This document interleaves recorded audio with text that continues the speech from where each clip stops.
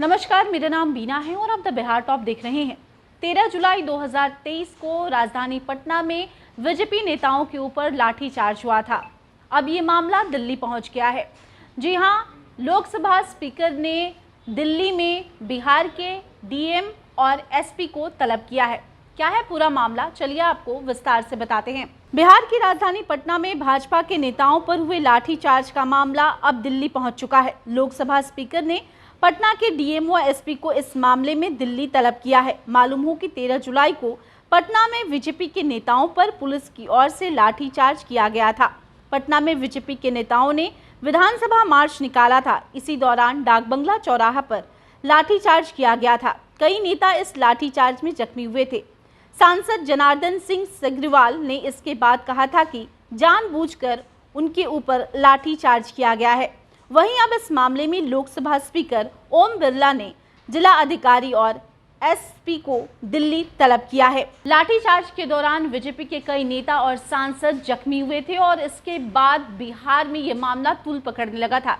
ऐसे में देखिए कि 13 जुलाई 2023 को राजधानी पटना के सड़कों पर बीजेपी नेताओं के ऊपर लाठीचार्ज का मामला अब दिल्ली पहुंच गया है। जिलाधिकारी डॉक्टर चंद्रशेखर सिंह और एसएसपी राजीव मिश्रा को दिल्ली तलब किया गया है। लोकसभा के सांसद जनार्दन सिंह सिग्रीवाल ने लोकसभा के स्पीकर से शिकायत की थी और कहा था कि लाठीचार्ज के दौरान उनकी हत्या की साजिश रची गई थी।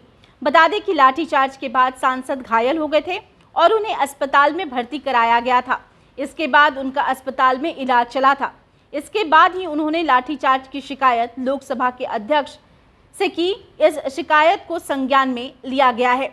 दरअसल बीजेपी के नेता जो थे वो शिक्षक अभ्यर्थियों के समर्थन में सड़क पर उतरे थे और इसी दौरान उन पर बिहार सरकार के द्वारा लाठीचार्ज की जो है अनुमति पुलिस प्रशासन को दे दी गई और इस दौरान बीजेपी के कई नेता बुरी तरीके से घायल हुए थे। इसका वीडियो भी सामने आया था कि किस तरीके से प्रशासन जो था वो बीजेपी नेता हो या फिर सांसद, किसी को उसने नहीं बख्शा और लगातार उन पर लाठीचार्ज किया जा रहा था।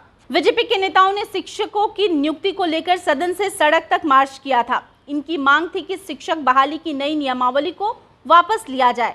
साथ ही 10 लाख लोगों को रोजगार देने के मुद्दे को लेकर मार्च किया गया था।